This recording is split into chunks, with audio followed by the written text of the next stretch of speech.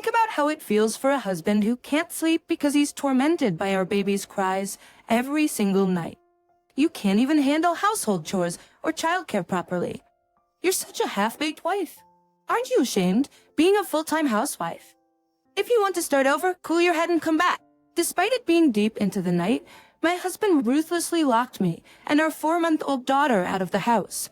Even when our daughter cries, he doesn't hold her, instead fleeing to another room. Every time he does that, he audibly clicks his tongue in annoyance. Even when I feed her or change her diaper, sometimes she just won't stop crying and I get flustered. Instead of worrying about our daughter's well-being, I find myself worrying about my husband's mood. The fatigue after giving birth lasted longer than I thought, but my husband seemed completely indifferent. The man I once loved deeply had changed so much that I found myself feeling nothing towards him. My name is Catherine, a 28-year-old full-time housewife. After graduating from a vocational school, I used to work for a web company. But I quit when I got married. The man I married was Bob, who worked in sales at one of our clients. Since I was at the reception desk, we often met and he initiated conversations. Being in sales, he was good with words, and since I was shy with little dating experience, I quickly fell for him. He often complimented how graceful I was, saying things like, "You're so beautiful, I just couldn't take my eyes off you." So, being naive, I pursued him and we started dating. I was blindly in love with him, so I pretty much agreed to whatever he said. When he said he wanted to get married, I immediately agreed without giving it much thought. Ever since we were dating, he would say things like, "I'll be the breadwinner. I want my wife to focus on household chores." Or, "I want kids in 3 years. They'll take up these hobbies." And he had strong ideals about married life. I thought it was wonderful, so I felt happy to be with a dependable husband. In fact, Bob worked in a trading company, had a good income, and was climbing the corporate ladder smoothly. However, he was extremely concerned about keeping up appearances and demanded perfection in my housework. Bob had many friends, and almost every weekend, he would bring colleagues home without notice. Those times were especially tough. Even when we were home, we couldn't relax. Some friends with bad drinking habits would make noise late into the night, making it impossible for us to have a restful weekend together. Still, it was better than him coming home drunk in the early hours. And when I became pregnant, he suddenly changed. He suddenly stopped doing it, which made me happy. Bob talks big, but I thought it might just be because of his job. I cherished the joy of our growing family every day, but after giving birth to our daughter, my life turned into a nightmare. Our long-awaited daughter was born 4 months ago. She's a cheerful and adorable child who has recently started rolling over. Bob is still very busy, often leaving Catherine and our daughter alone from morning to night. I was well aware of this, but Bob seemed to have no interest in our daughter. Unless I brought her up, we'd never talk about her. Hence, even if she was sleeping in the crib right in front of him, he'd ignore her, and he'd even click his tongue if she started fussing at night. Some nights, I'd be so sleep-deprived that I wouldn't notice when she cried. On such nights, Bob would storm off to the next room without even trying to hold our daughter. The next day, he'd inevitably lash out at me, saying, "Don't you have any parental awareness? The house is a mess. Laundry is piling up. What are you doing all day? On top of that, you won't even let a tired man like me sleep. What kind of spite is this?" He'd then leave for work, stomping around, even if our daughter was still asleep. Who's the one lacking parental awareness here? I wanted to retort countless times, but I couldn't deny that both housework and child-rearing were falling behind. In-laws, who visited us from time to time, were worried about this. "I'm sorry, I couldn't even clean up properly," I apologized as I served them tea. Both shook their heads. "Catherine, you're doing plenty for our daughter. We'll talk to Bob." And with such a cute child, it's understandable if housework falls behind sometimes. Bob just doesn't understand a mother's heart. My mother-in-law especially stood up for me and called Bob several times. However, this backfired, and Bob's visits to his parents' house, which used to be monthly, dwindled. Just amidst all this, I heard from my younger sister, Mandy, that she had quit her job and was returning to her hometown. "I haven't met your husband and daughter yet, so I'm coming to say hi." Mandy is my exact opposite, lively and vibrant. However, she's outspoken and would immediately voice her displeasure. I guessed that she probably had a disagreement with her boss, or a colleague, as she has switched jobs for similar reasons before. I invited her over on Bob's day off. Knowing how headstrong both Bob and Mandy are, I was prepared to mediate if they clashed. Surprisingly, they got along like they had known each other forever. This caught me off guard, but I was relieved and watched them. However, Mandy didn't leave even as it grew dark. Bob casually told me to prepare dinner for Mandy too. I was taken aback. I had only prepared food for the two of us, and I wished Mandy had informed me earlier if she was going to stay. Not wanting to dampen their mood, I improvised and managed to prepare a meal for 3. Mandy scrutinized the dishes laid out. I had a bad feeling, and it turned out to be right. Is this nutritionally balanced? You've mixed Western and Eastern dishes. The colors are dull, and it seems like you've added more to make up for the small portion.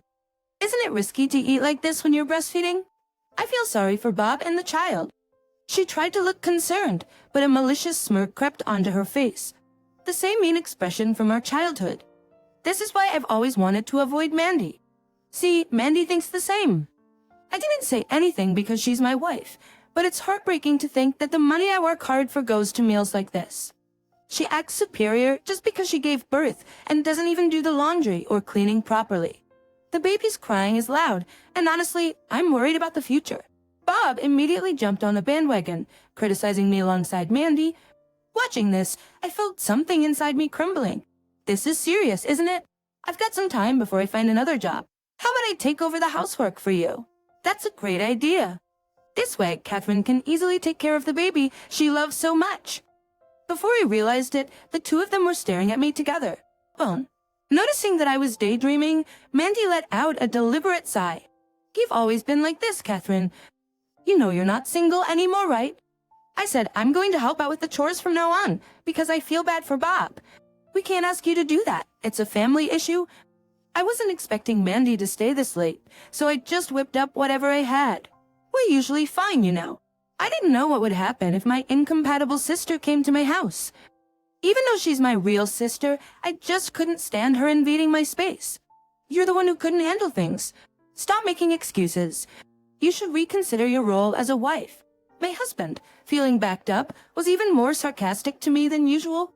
Mandy's frequent visits were pretty much forced upon us, and I felt choked by the situation. The next day, Mandy showed up early at my place. She had several bags in her hands, so I asked, "What's with all the bags?" Just in case she ends up staying over. I'm shinin' like you, Catherine, who knew she was coming and only prepared food for the two of you. She gave me that smug smile again. "Where's Bob?" she asked. When I told her he was at work, she looked bored and flopped onto the couch. Ignoring the bags she dumped on the floor, she began fiddling with her smartphone. I asked, "Aren't you going to do anything? What's with that tune? It's unbelievable that you ask for my help and then act this way. Just do the visible chores. It's not that time-consuming." Don't you get annoyed always being told off by your husband, Catherine? Hearing her response, I realized I just couldn't see eye to eye with her. What they call invisible housework is never-ending, and as a housewife, you don't always have the luxury to talk back when your husband criticizes you. But after 3 days of Mandy's presence, I got used to it and was less irritated. In fact, with Bob always in a good mood around her, even our daughter's nightly cries didn't bother me as much. That said, it was uncomfortable seeing how close Bob and Mandy were, even as siblings-in-law. But I feared that if I spoke up, they would gang up on me, so I held back. Since we stopped visiting our in-laws, they rarely reached out, leaving me without anyone to confide in. One day, as I was in the emotional limbo, a major incident occurred. Mandy almost dropped my daughter when she lost her grip. My daughter was terrified and cried out loud. I instinctively grabbed her from Mandy's arms. "Why did you touch her without asking? I'd never forgive you if anything happened to her." Mandy, who had never seen me yell before, seemed taken aback for a moment. But she quickly retorted. Your daughter wiggled, and I lost my balance. I didn't drop her, so why are you overreacting? She's not cute at all, just like you, Catherine.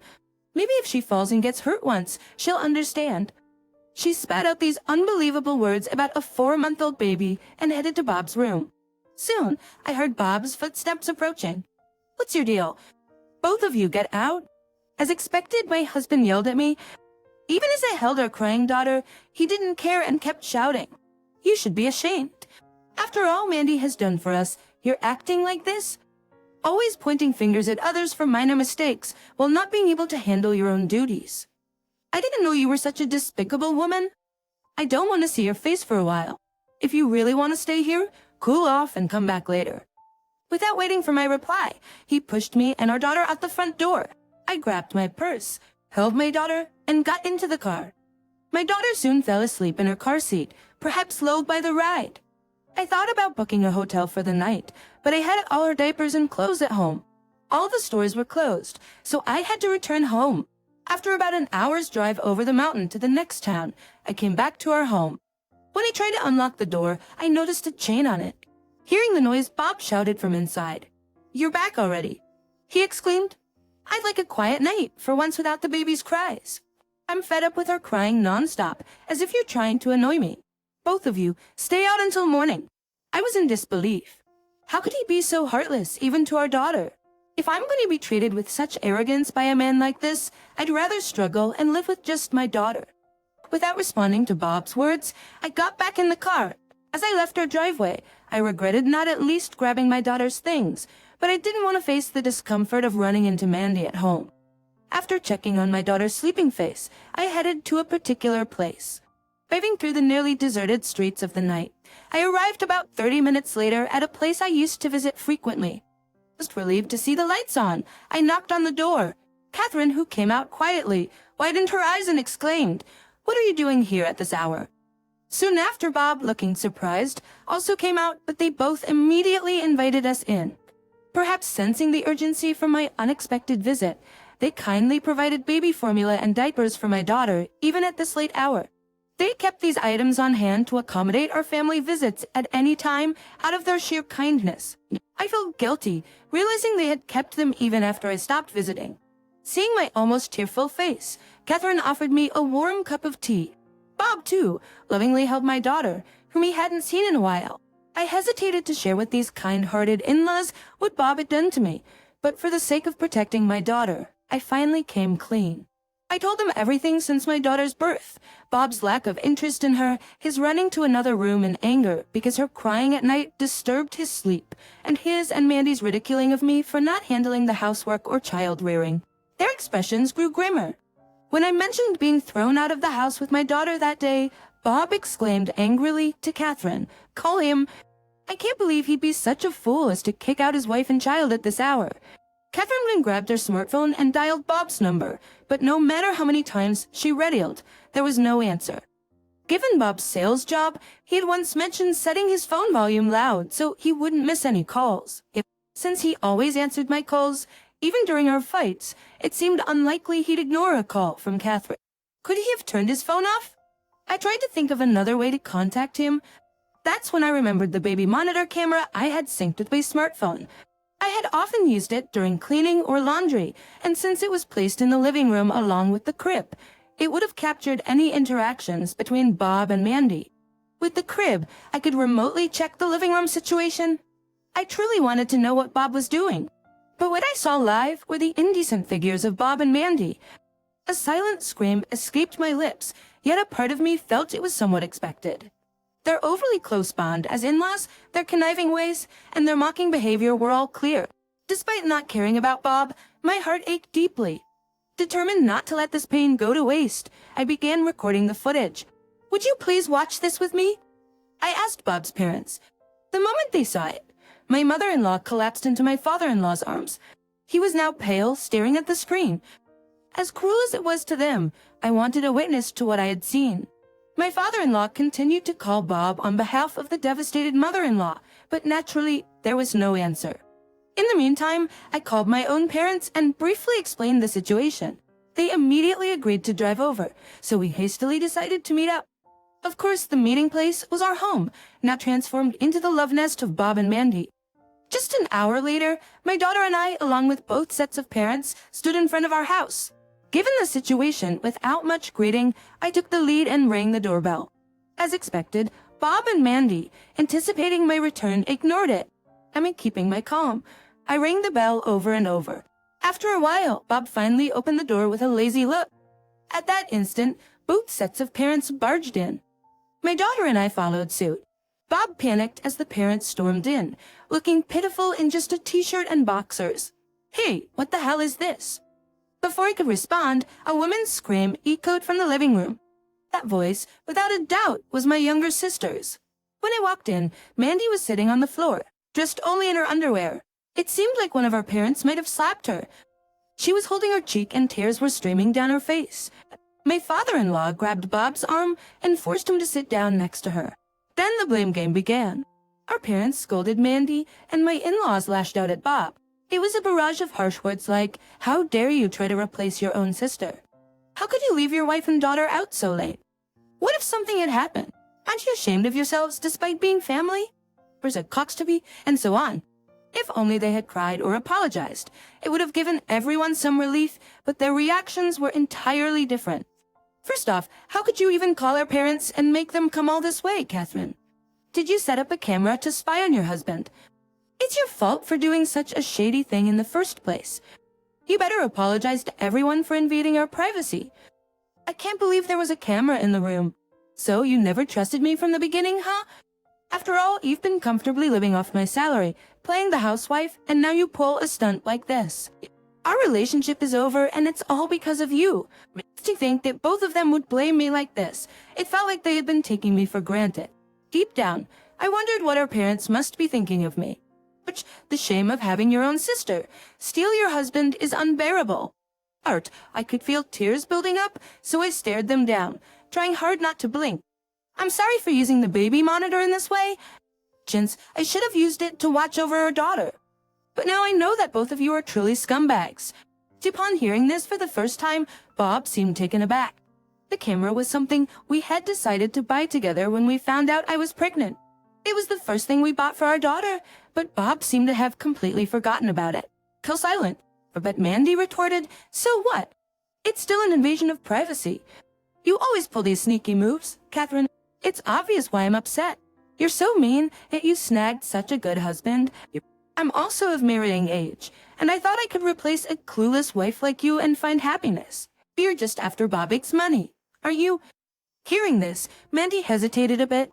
Without missing a beat, I continued. "Ever since I got married, he's been constantly asking about Bot's salary and bonuses.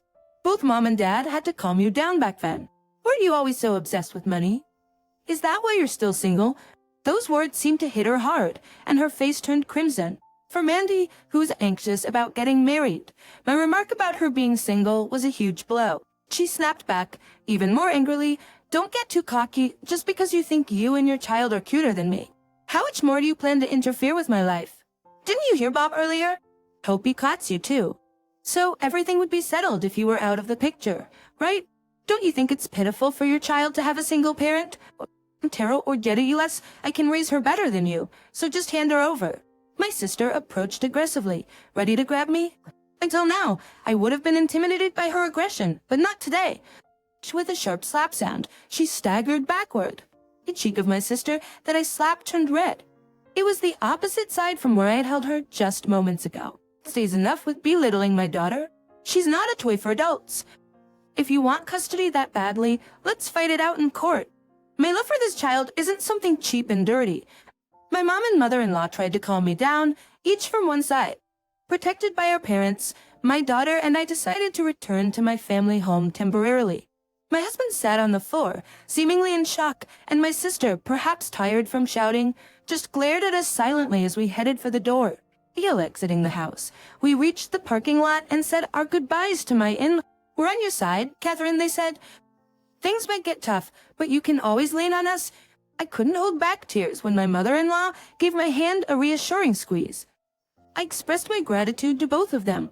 Weeks went by, which felt longer than I ever remembered.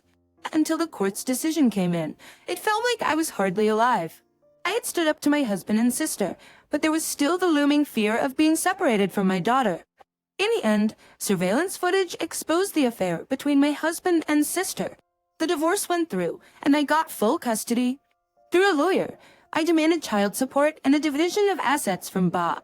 Starting this month, he is scheduled to make payments little by little. My husband, who apparently had his student loans previously covered by his parents, had to start paying them himself. Due to this sudden financial burden, he called me in protest. However, I calmly told him not to contact me again since we were now divorced, and I stopped taking his calls. After that, the two got married. I reported the situation to my ex-husband's and my sister's companies. As a result, it seems my ex-husband became the talk of the office. Superiors who knew he had been married to me apparently gave him cold looks, making him feel out of place. He supposedly resigned from his position due to his loss of income. At his 20s, the relationship between him and my sister worsened. My sister, now burdened with debt, seemingly called me as a last resort, seeking mediation with our parents and financial assistance. I patiently and cheerfully listened to her tale of woe, but I firmly declined. The divorce and relocation processes were made very smooth, thanks to the proactive assistance of both my parents and in-laws. Our daughter is now often cheered up by her loving grandparents, and she laughs more than she did before. We are about to begin a life as just the two of us, but there is nothing to worry about. I am confident that calm and peaceful days await us.